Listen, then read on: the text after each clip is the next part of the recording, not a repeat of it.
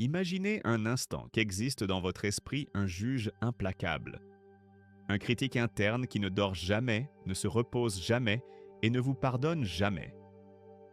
Ce juge n'observe pas seulement chacun de vos mouvements, mais les évalue avec une sévérité brutale.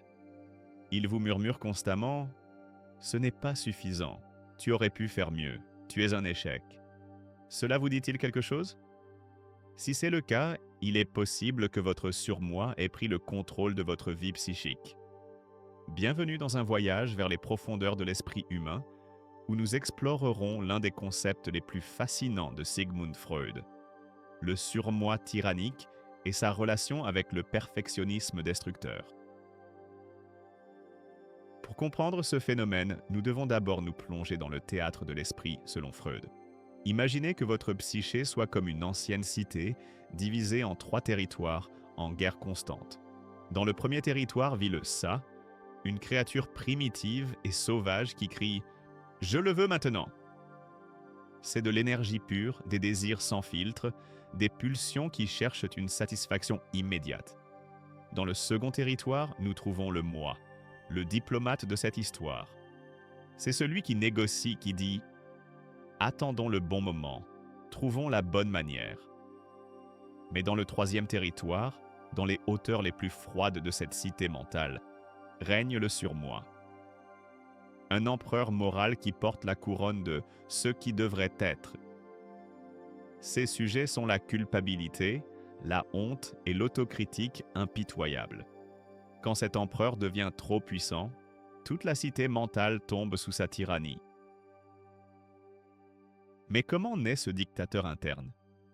Freud nous révèle que le surmoi n'est pas inné, mais qu'il se forme comme un écho des voies d'autorité de notre enfance.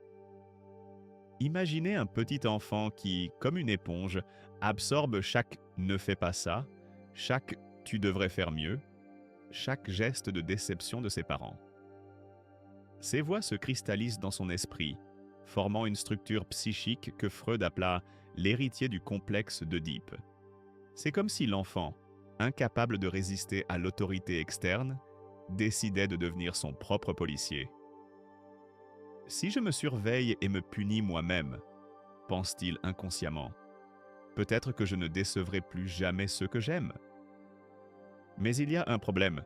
Ce policier interne n'a jamais appris quand s'arrêter.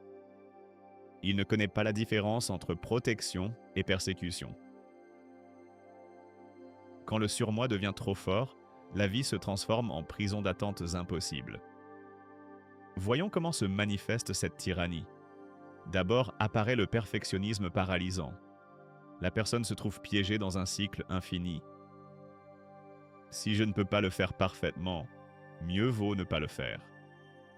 C'est comme si elle avait un éditeur interne qui rejette chaque brouillon avant qu'elle puisse écrire la première ligne. Ensuite surgit la culpabilité constante. Peu importe ce qu'elle accomplit, il y a toujours une voix qui murmure « Ce n'était pas suffisant, d'autres l'auraient mieux fait ». C'est une culpabilité qui se nourrit d'elle-même, grandissant comme une ombre qui obscurcit chaque réussite. Troisièmement, se développe une hypersensibilité à la critique. Chaque commentaire neutre devient un coup de poignard, chaque suggestion, une confirmation de son inadéquation. C'est comme vivre avec la peau émotionnelle complètement à vif, où chaque friction du monde extérieur cause une douleur disproportionnée. Nous trouvons ici l'un des paradoxes les plus fascinants de la psyché humaine. La personne avec un surmoi tyrannique croit avoir un contrôle total sur elle-même, alors qu'en réalité, elle a complètement perdu sa liberté. C'est comme un prisonnier qui est devenu son propre geôlier et a oublié qu'il possède lui-même les clés. Il vit convaincu que sa souffrance est nécessaire, que sans cette autocritique impitoyable, il deviendrait une personne horrible. Freud observa que ces individus développent souvent ce qu'il appela des formations réactionnelles. S'ils ressentent de l'envie, ils deviennent excessivement généreux. S'ils ont des pulsions agressives, ils deviennent des pacifistes extrêmes.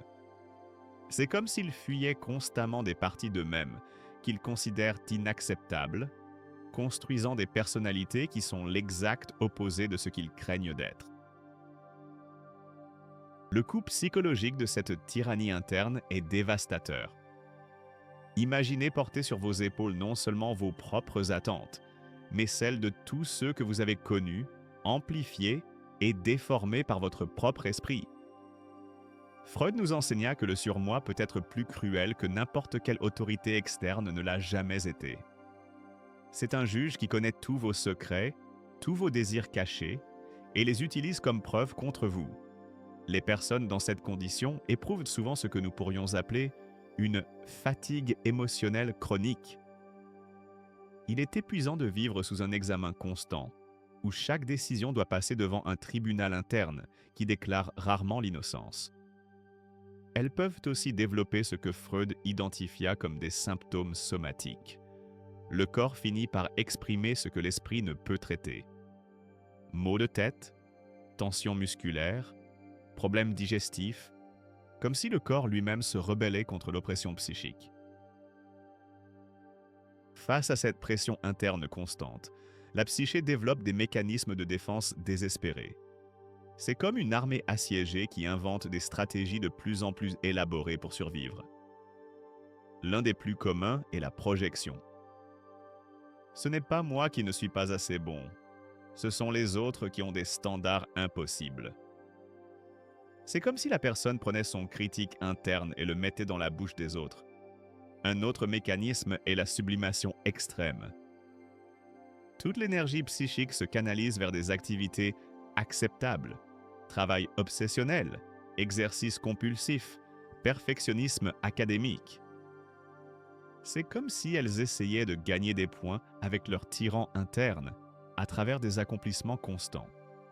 Peut aussi apparaître la formation réactionnelle, où la personne devient excessivement humble pour combattre des sentiments secrets de supériorité, ou excessivement critique envers les autres pour ne pas affronter sa propre autocritique.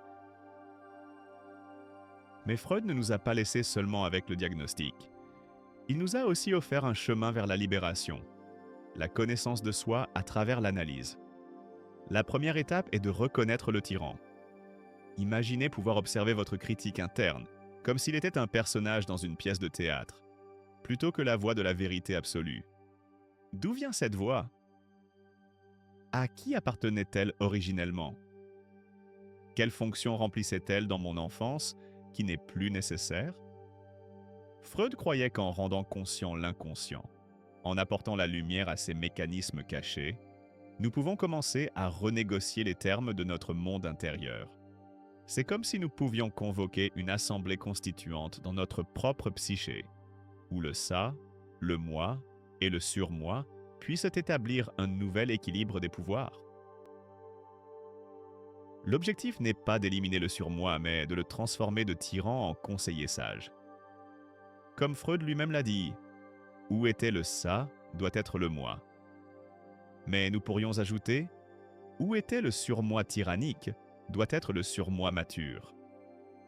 Un surmoi sain est comme un mentor interne qui nous guide sans nous écraser, qui nous inspire sans nous terroriser. Il nous aide à devenir de meilleures versions de nous-mêmes, sans nous nier le droit d'être humain et imparfait. Imaginez pouvoir entendre une voix interne qui dise « Tu peux t'améliorer » au lieu de « Tu n'es jamais suffisant ». Cette erreur est une opportunité d'apprentissage, au lieu de « Cette erreur confirme que tu es un échec ». C'est la différence entre un entraîneur qui vous motive et un critique qui vous détruit. Tous deux veulent que vous vous amélioriez, mais seul l'un préserve votre dignité dans le processus. Plus d'un siècle après, les insights de Freud sur le surmoi restent profondément pertinents. À une époque de réseaux sociaux et de comparaisons constantes, beaucoup d'entre nous portons des surmois plus sévères que jamais. Mais nous avons aussi quelque chose que Freud commençait à peine à entrevoir. La compréhension que nous pouvons être archéologues de notre propre esprit, excavant les couches de conditionnement pour trouver notre voie intérieure authentique. Le perfectionnisme et la culpabilité constante ne sont pas des destinées inévitables. Ce sont des symptômes d'un déséquilibre interne qui peut être reconnu, compris et transformé. Comme nous l'enseigna le maître viennois, le premier pas vers la liberté psychologique est toujours le même. Se connaître soi-même, sans peur et sans jugement. Car au final, la plus grande rébellion contre un surmoi tyrannique n'est pas la perfection, mais la compassion envers soi-même.